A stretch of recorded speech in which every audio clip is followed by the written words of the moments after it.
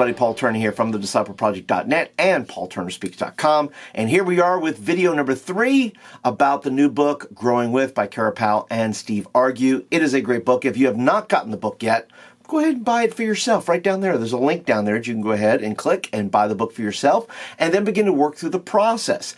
Now, something that I did not say in the other videos, which I'm going to say right now, that if you're reading the book and you have questions, leave them in the comments, right? I'm sharing what I'm getting from the book, and I'm challenging you. I'm being the proxy parent, if you will, if you're a youth worker.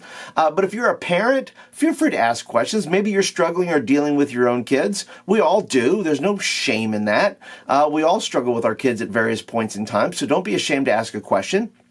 And then if you're a youth worker and you say, look, Paul, I'm not really good at parent ministry. How do I do this thing? Well, feel free to ask your questions as well. Figure out how do I integrate this book in with my parents? How do I do that sort of thing? And so this is a very open book club in that regard because we're speaking both to parents and to youth workers. And so all questions are allowed down in the comments below.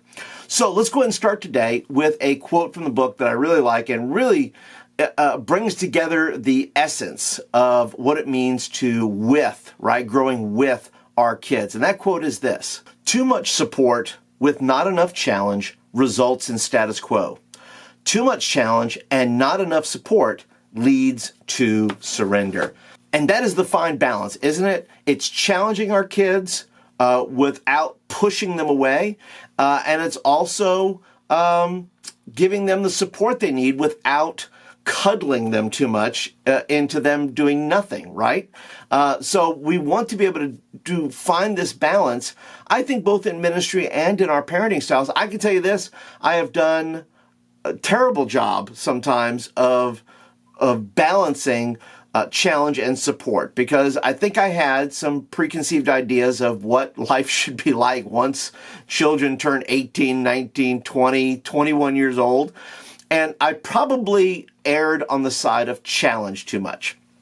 But then I would swing the other way and say, well, then I would probably support too much because I felt bad about challenging too much. Are you with me? Have you been there? And so when creating this balance between the support and challenge, the chapter 3 really does give a great insight into how to keep doors open, right? They call it keeping it warm, right? Keeping the relationship warm enough where your kids can be able to approach you. There's another great quote in the book that says, and it's from a pastor, and I think he nails it here. Listen, we can hire and buy cool. We cannot fake warmth. We can't hire and fake warmth. And when we're talking about us as youth workers, we try to keep things warm because, and parents, because it doesn't want to have to feel like a kid can't come to us, whether we're a parent or a youth worker, and be able to talk to us about something without hearing the 5 dreaded words, right? That kills a conversation with a teenager, which is, when I was your age. Now, those words in and of themselves are not terrible, but I think what is that keeps students or our own teenagers away from us sometimes because they don't like the tone. It's coming across as a lecture. In the previous video, we talked about, when kids are in that learner phase, they need a teacher. The problem is that we always sound like the teacher sometimes. When I was your age, when this happened here, and I just don't think kids, whether they're a student in our ministry or whether they're our own kids, it's not that they don't want to hear about our past. It's not that they don't want to hear about our experiences. I just think it's the tone. I think it's the tone of voice that says, look, I am superior and my age was so much better than your age right now. And we didn't have to do this and I had to work harder, and it's just different, right? So what do we have to do then? Well, we have to create the warmth, right?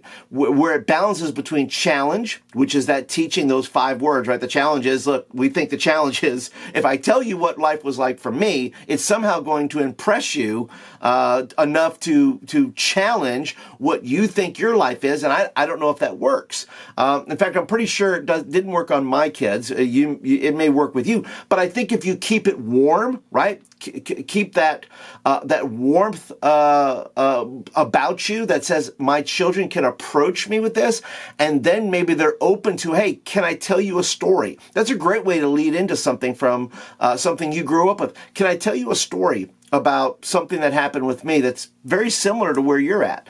And I think that creates the warm tone that I think students and our own kids can really adapt to. They can say, oh, my mom or dad may tell me a story. And it's not a lecture. It's not a teaching moment in that regard. It's just simply a conversation that creates the warmth of being able to be approachable without having to hear, when I was your age.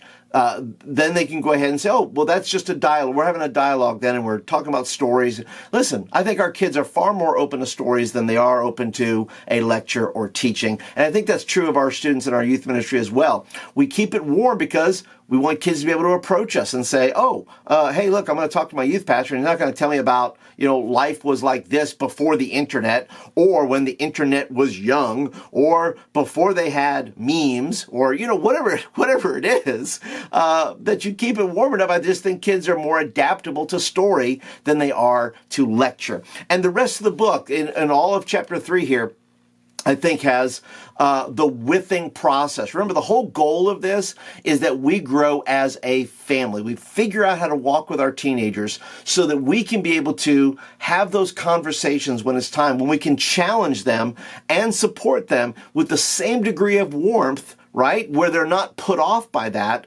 And we're trying to balance those things. And the book does a great job of really plotting that out of strategies and ideas for able to with our kids and create the warmth that we're looking for. So, but that is today's little lesson from chapter 3. If you are reading the book, and I hope you are, be sure to go ahead and ask your questions down below. I would love to hear your questions, your comments, something that stuck out to you in the book. So go ahead and leave your comments, questions down below, and I'll catch you guys in the next video. We'll talk to you later.